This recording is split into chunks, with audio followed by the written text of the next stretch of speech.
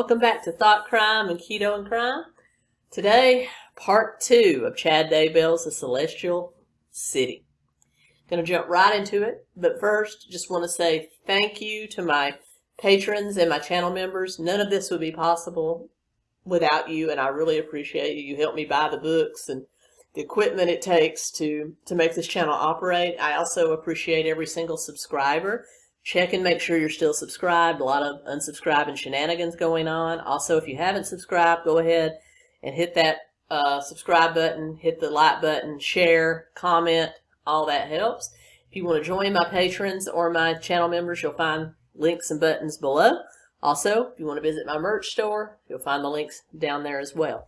Also, a lot of you, I want you to know that I am not just going to become a Daybell case book review type of channel. I will still be fully true crime history with books that go along with that. I did promise to do this series, so there are 3 more books in this series. I will be doing them, but I'm also going to add some more cases in. So coming up very soon will be the case of Mary Bell, the child serial killer. It will be the case of Ruby Ridge, and we will also journey into some other types of cases, including Jeffrey Epstein and Giselle Maxwell, still finding my way through that deposition. Also, if you want a taste of true crime that is not the Daybell case, check out my channel. I've got all kinds of stuff. I've got the Audrey Marie Hilley. I've got the Coleman murders. I've got the Jeffrey McDonald murders. I've got the Watts case. I've got the Neelys. I've got so many great cases on this channel. I've got 2 playlists. I will link them both here. One is True Crime Murder, which is all the murder cases I've covered, excluding the Daybells. That has its own playlist. And then there is also a playlist for white collar crime, if that's more your speed. And I'm going to bring in a lot of that in this month, next month, and into the new year. So with that being said, let's dive back into the book, shall we?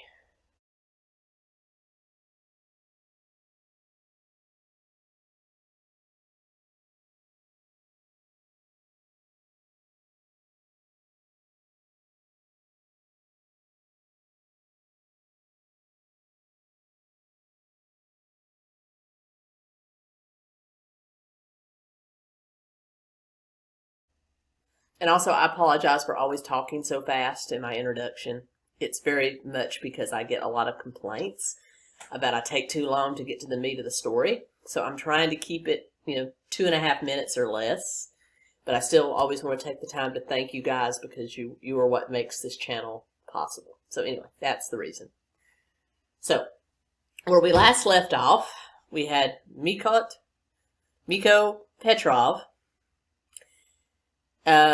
telling his story. He found an old Mormon church, saw the directions written on the blackboard about the day that the buses picked up all the Mormons and took them to the camps, and how he has a feeling of hope.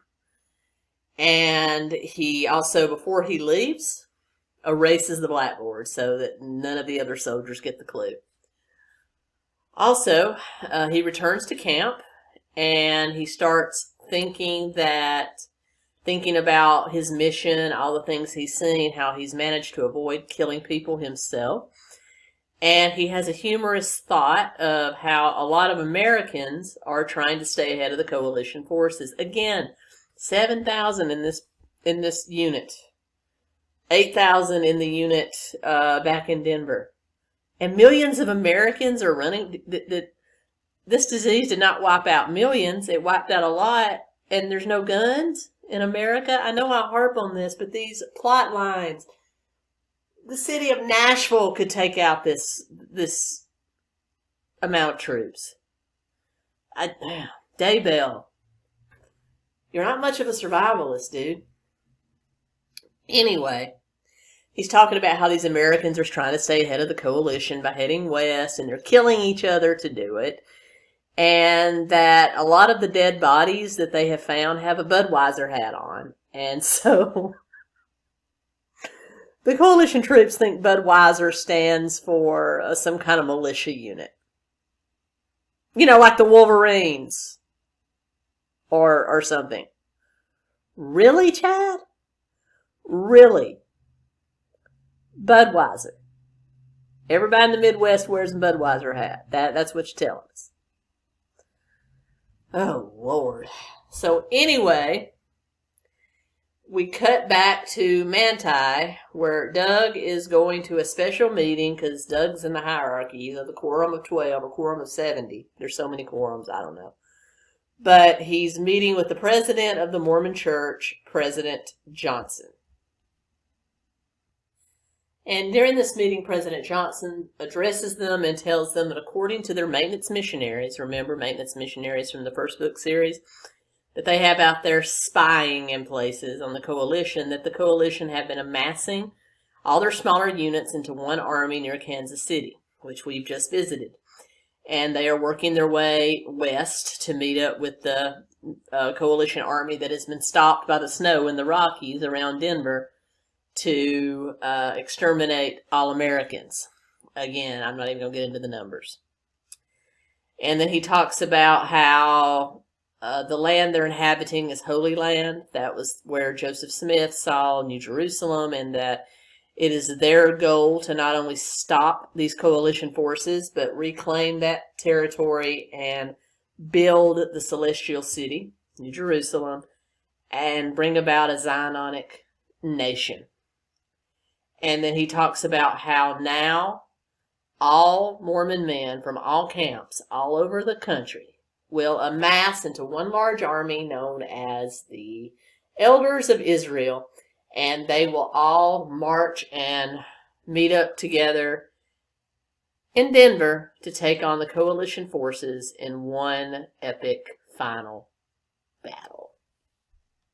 He said all able-bodied men are urged to join the army, with only a few remaining back to make sure that the camps are guarded. He also said that everyone must be fully sealed and ordained in the church and must be at least 17 to join. And so he said, I suspect there will be a flurry of confirmations and ordinations in the next few days. I urge all of you that can to volunteer. After the meeting, Doug and Tad looked at each other, and Doug says, I wish I could join, but I can't because of my position in the quorum. I have to be here. I'm considered part of the leadership, and therefore the protection of the camp is in my hands. Convenient, Doug.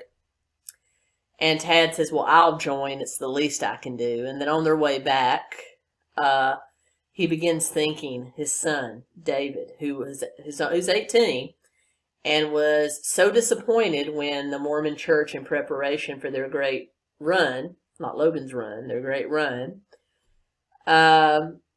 called back all young missionaries from all over the country and all over the world. And he never got to serve his mission. David is a very devout young LDS person. And so he suspected that David would want to join the army. So they get back to the house, and Doug and Tad explain to Becky and Emma exactly what's going on. If they have a couple of months in April, they want to start, when the snow starts to melt, they want to start marching toward Denver. And they explain what's going down and that Tad's going to join. Emma's a little upset, but then David, of course, as soon as hearing this, goes to his father and his uncle and says, I want to join. Well, Emma has a hissy fit about her oldest son joining the army and has a real problem with it. And so she says, I've already lost everything. I've lost my home. I almost lost my husband. I can't bear the possibility of losing my son. And she goes out and has a walk, and basically the Spirit of God gives her a slap down, telling her that if it's David's destiny that he dies in war, then it's going to be his destiny, and that she can't be selfish, that millions of people have sacrificed lives and loved ones all over the world, and why is she any different? I mean, he gave her a slap down. And after that conversation, she comes back in and says, okay, you can go. And Tad and David look at each other and smile and say, it'll be good to have you there. It'll be a good support system. So there you go. And after all the ordinations and things of that nature, and all the joining and signing and weeping and gnashing of teeth and toasting and with instant coffee and all that good stuff, it turns out that over 2,000 men of Manti, remember that name, it was in the other series as well, signed up and would be marching towards Denver on April 6th. And remember, this is 2008. And among those, all 86 teenage boys that were at least 17 volunteered to go. So they waste no time. They fast forward from February to April really quick to the morning of April 6th, when the Army, after 2 months of training, is ready to take on the coalition forces. But I guess considering the types of soldiers the coalition took, probably pretty well matched. But anyway, so they've been doing all this training, and we saw some of that training in the first series. Anyway, they have a parade, same as we saw in the first one. It was just the one around Rexburg, Idaho we saw in the other series.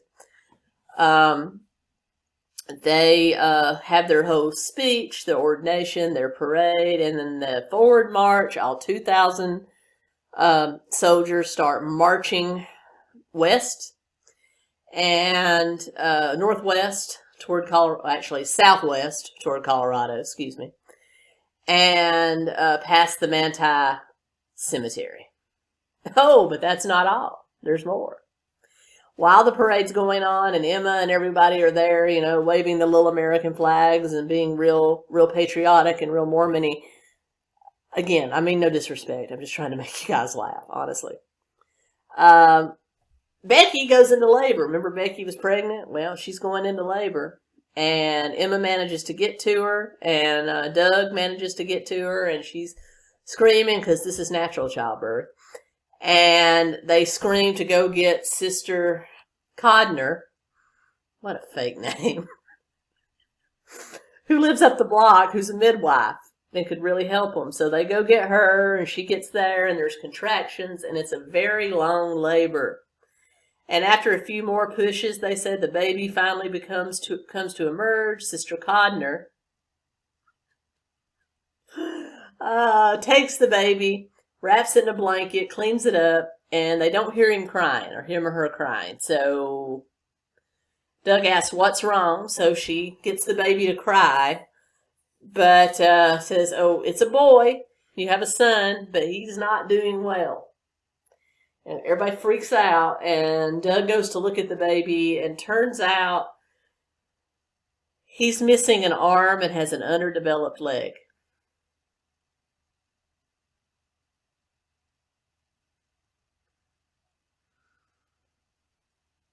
I'm not making fun of birth defects. I'm making fun of Chad Daybell just writing in there randomly that a kid is born without an arm and with an underdeveloped leg. Were they on the same side? Because it never says. I'm just trying to get a visual for this. Was it like, you know, this arm, that leg, or was it on?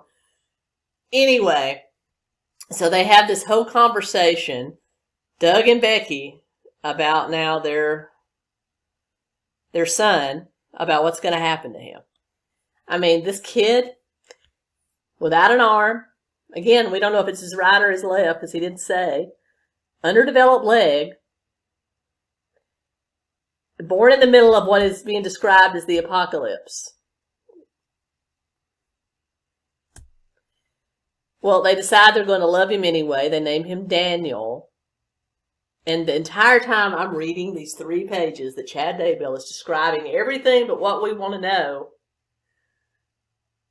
I keep thinking, good thing this is not Sparta. So they go get President Johnson, who comes in and probably walks in like, oh my God, what's wrong with that kid? Gives him a blessing. Oh, Daniel, you're a special little man.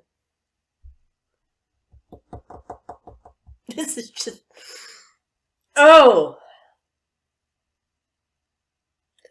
Mr. Daybell.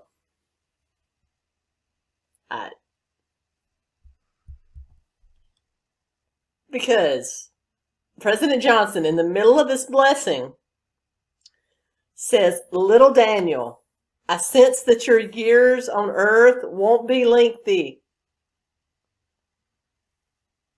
But somehow during this time, you will touch everyone that you meet. And again, all I could think is not with one of his arms. And just, it's just stupid. Just stupid. Plot holes. You've just disfigured this poor kid and going to kill him off young. Why?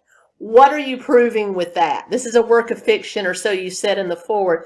What are you actually proving with this?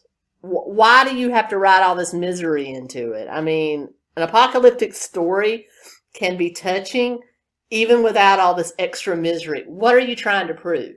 You obviously have some obsession with bad things. And it's obvious, and I just don't get it. Anyway, off my soapbox. Gonna get back to the story. So after Doug and Becky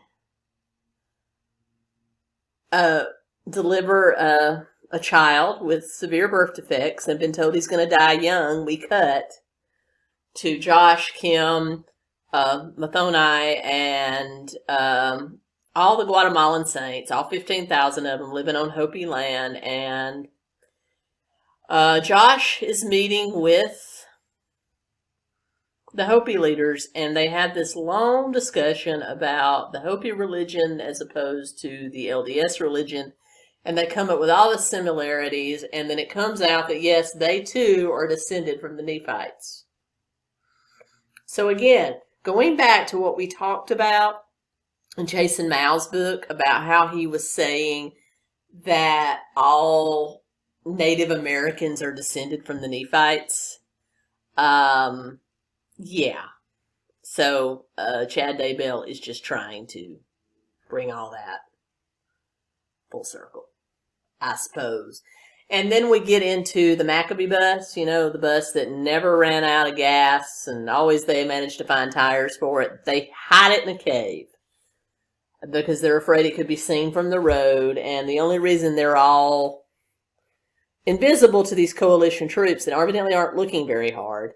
The Hopi, none of them ever got the chip. None of these Guatemalans ever got the chip. Josh and Kim never got the chip, so no chips. So they hide the bus because it's a white bus, and they're afraid it will be visible from a distance. So they hide it in a cave. Hide the Maccabee Bus. Rest in peace, Maccabee Bus.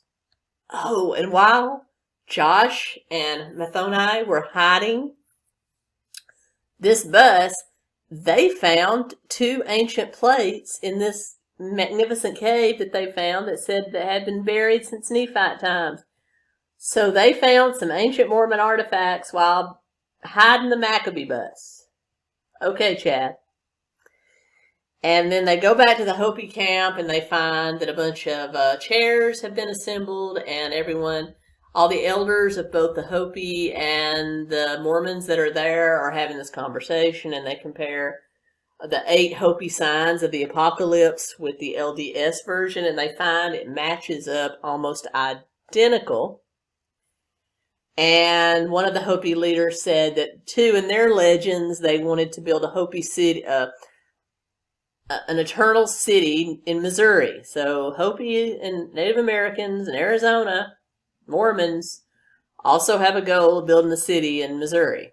So they talk about the end of the world legends and how they all correlate and how this is just all meant to be. And how the Hopis were descendants of the Nephites. And so you just have this big love fest between Josh and Kim, white folks from Utah, the Guatemalan Mayans, and the Hopis. And it's just a party. And they're going to help each other do what they need to do to build that celestial city that will satisfy both of their religions. Yeah. Then we cut to Salt Lake City. And we meet Ken Turner again. Remember Ken from the first book?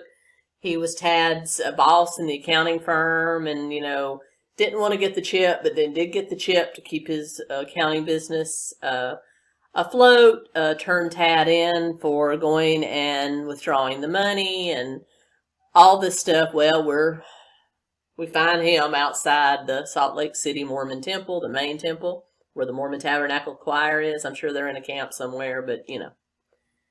And so he was trying to sneak into the temple because he literally had nowhere else to go. Salt Lake City's in ruins and his home's gone, his family's gone. We're going to get into that story. And he tries to break into the Mormon temple, but finds out that the fence is electrified. So there's some electricity somewhere. And he calls out saying that he'll do anything for a bed or a place to stay, but there's no answer. Nobody's letting him in. So he starts walking towards the city center where his accounting office used to be. He figures at least maybe he can get into the building and it would protect him from the cold wind that was blowing. And so he gets there, he goes into the office, what used to be his office. He sits down. Of course, it's long abandoned. It's been ransacked, but at least he's out of the wind. And he sits down. He looks at the chip in his hand, the little indentation where he got the chip, and he starts to cry and think about what happened to him over these past few months. He thinks back to just after the whole chip thing and the whole pump in the economy, how getting the chip and putting the accounting system on the chip network had brought them untold vast amount of money, and it was really progressive. And then how after the oil embargo hit and the economy started to tank, that his business started to tank, and that he remembers having meetings and being very upset with the Mormon church because they wanted everybody to flee and go to the mountains. And he said, how will we sustain ourselves? You need the money coming into the Mormon church because we're tithing. And how he convinced all of his LDS employees to take the chip, how he took the chip. He convinced his family to take the chip. And then remembers complaining at church to some of the elders about how you guys seem bound and determined to drive the entire LDS church, the richest church in America, into bankruptcy because you're putting all these people in the mountains, and yet you're taking my tithe, the people that are still in the city, still earning a living, our tithes to support the people in the mountains, and it didn't seem fair. And how he kind of lost his way with the church, and was just a negative Nancy all the way around. And then when the shit hit the fan, the economic collapse and all that stuff, and the flu started to make its way around, he remembers his family like huddling in their house for several weeks, hoping that everything would go back to normal and the economy would rebound, all the looting and the pillaging would go away. And his wife was getting more and more upset because she had wanted to go with the church into the mountains, and he convinced her to stay, that it was foolish. And so they started fighting a lot, her saying that we should have gone, but he goes, we'll be all right here. So they huddle down, and then they hear news that the coalition troops have landed on both coasts and starting their push across America. So of course his wife and his two teenage kids become hysterical, and his wife, Toni, starts begging him to help to take them to a camp. Let's go to the Rocky Mountains. Let's find a camp. And so, not wanting to disappoint his wife, just wanting it all to stop, he basically said, I don't know if they'll let us in because I renounced our church membership after I got the chip. And she cries out that they'll be merciful. Please, can we go? So they pack up what they can, canned food and whatnot, and they get into. None of these people have guns, too. None of them mention having a weapon, and nothing was mentioned in the story about them confiscating weapons. So I'm just wondering. But anyway, so they pile into the family car and they start heading out of Salt Lake City towards the Rocky Mountains on I-15 and into I-80 towards the canyon, looking for a Mormon camp, any Mormon camp to get them out of what's going on. And so they're heading towards the canyon. And as they get into this interstate, they realize there's a huge gridlock. Because, of course, everybody's trying to get out of the city. So they sit in gridlock for hours. They realize that they've only moved about 200 yards, and they can't understand why they're not moving. He looks around, and literally there are families killing each other in the cars because they're so panicked. He literally sees two siblings in a back seat in a car next to them bloody each other to death while the parents try to break them up because they're so scared. And he tells his kids just to belt in, don't look. There's a lot of bad people around. And they continue to move about a mile an hour for several more hours, not being able to figure out what's causing the huge traffic jam because they really don't see anything.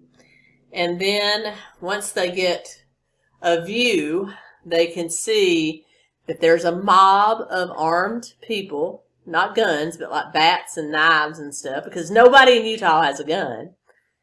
And they are walking amongst the cars, breaking glass, robbing people, killing anyone that tries to think so. This is like a gang or a mob or somebody. And so he realizes there's no way to get away, so he locks the doors. He tells his two kids, Mindy and Bruce, to hunker down in the back seat, try not to make eye contact, and hopefully they'll get away. So this mob of young teenagers with bats and knives starts walking toward them, and finally, all of a sudden, they hear glass breaking. They look up, and somebody has literally smashed in the back seat passenger window, and he hears two of the teenagers go, "Hey, look at that blonde chick." And basically, they essentially reach through, grab Mindy, cut her seatbelt with a switchblade, and drag her out of the window before Tony, Ken, or Bruce could react. And so Ken and Bruce jump out of the car to try to rescue Mindy, and the thugs tell them to stay back. Bruce doesn't listen. He charges to try to rescue his sister, and one of the guys stabs him in the chest. He slumps to the ground, and they run off with Mindy, who's screaming, "Dad, please help me. Dad, please help me." And he turns to try to help his son, but then he turns back toward his daughter, and he's not sure what to do, so he took off after his daughter. He honestly figures that his son's done for. He's just been stabbed in the chest. So he runs to try to find Mindy. They disappear in the crowd. He can't find his daughter. And meanwhile, the boys have put their hand over Mindy's mouth and have disappeared into the crowd, and Ken was not able to find them. Nobody saw, nobody tried to help, just gone. Again, this would only happen in a Chad Daybell book. So he runs back to his wife and his son. He tries to stop the flow of blood from Bruce's chest, but unfortunately, he died. And he looks over. His wife is sitting on the ground, rocking back uncontrollably, crying. Ken yelled, "Help, help, my son has been killed." No one helped them. Most people now were abandoning their cars and fleeing from the freeway, trying to get into the mountains on foot, taking what they could carry, and no one cared. People can do weird things and strange things when they're panicked. Tony is hugging her dead son's body, and she screams at Ken, "How could you do this to us? This is your fault." He goes, "This is a nightmare for everyone. What do you expect me to do?" And she says, "Go find our daughter." So he started to say, "There's no need, there's no way I'll ever find her," but he senses that he has to do something, so he takes off looking for his daughter. And he went over a mile trying to find her through the cars, never could find her. He decided he needed to go back to his wife. So he goes back to the car, and he sees Tony has drugged Bruce's body into the car and is sitting in the back seat cradling him. And he tries to tell her, "Come on, we can't stay here. Let's try to walk home." And she goes, "No, I'm not leaving my son. I'm staying with my son." And he tries to tell her, "Sweetie, he's dead. There's nothing we can do. We can't stay here. We have a better chance of finding our daughter if we..." And she screams at him, "I'm not going. And I don't want anything to do with you. I'm not leaving my son." And then she simply said, "I wish I was dead too." And he pretty much just gives up on his entire family at that point. He throws his hands up, turns, walks away, leaves his wife, and goes back to the house where he stays for 2 days, hoping that Mindy would somehow find her way. Realizing that that was probably never going to happen, after 2 days, he goes back up to the interstate to try to find their car, finds it, but both Tony and Bruce's body are gone. And he realized that this moment he was all alone, he briefly considered committing suicide, but he was too afraid of what awaited him on the other side of the veil since he took the chip and he was a lapsed Mormon. So he basically went back into Salt Lake City and started wandering neighborhoods looking for food. He would sleep in abandoned buildings, abandoned garages, open houses with no one in it. He tried to stay in the richer areas of the city to avoid what he called thugs. And he said more and more thugs were coming into these neighborhoods looking for things. And he finally made his way downtown after a few more days looking for help. He had lost about half his body weight. He was pretty much skeletal at this time. And he laughed at himself as we cut back to the present and he's sitting in his old office about how often he had tried to lose weight and never could, but then this was a great diet solution. It's not funny, Chad. Not funny at all. He finally, after a couple of days in the office with no food, he finally decided he had to find something to eat, so he started walking further into downtown towards the state capitol, past the Mormon temple where he knew he couldn't get in, and goes to the state capitol. He gets there, there's a gate around it, but he does see an armed person inside the gate, and he recognizes him. He said, "I know you." The guard just kind of looks at him, "Who are you?" And he goes, "My name is Ken. I know you.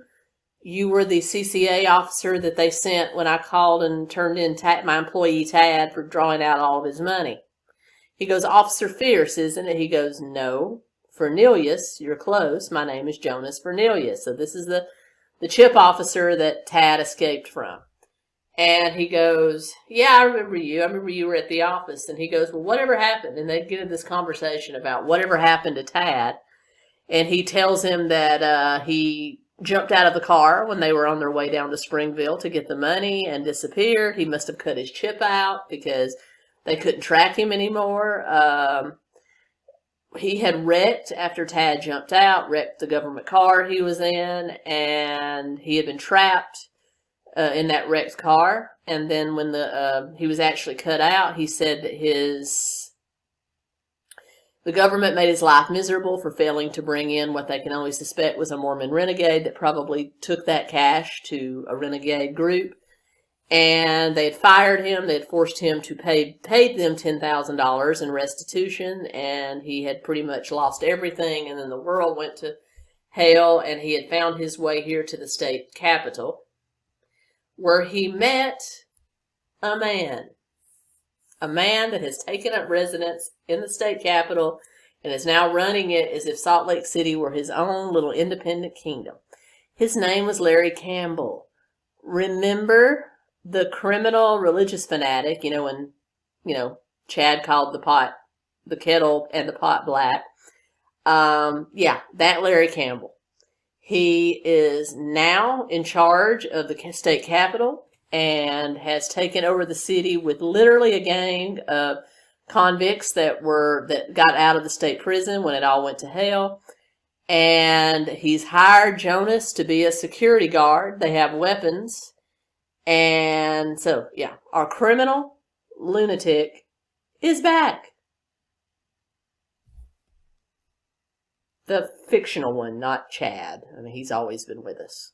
But anyway, so Jonas explains that he found his way here because he had law enforcement experience. He was hired as part of this guy, Larry Campbell, who calls himself Sherem after a passage in the Book of Mormon. Considers himself the second coming of Christ, the second coming of Joseph Smith. So somebody that Chad Daybell would probably have a couple of beers with. And that he was now ruling and living in the capitol, and he had finally found a place. And after they, reintroduced themselves to each other, and he realized that maybe Ken could be trusted, he said, "Come on in. I'll introduce you to him. He might be able to find you some work. You obviously need a meal from the looks of you."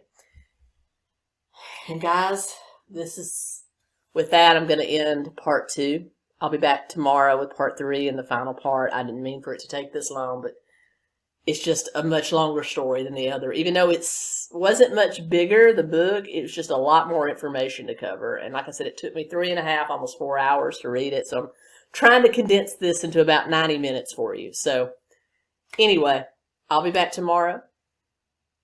Same keto channel, same keto time. Keto comic.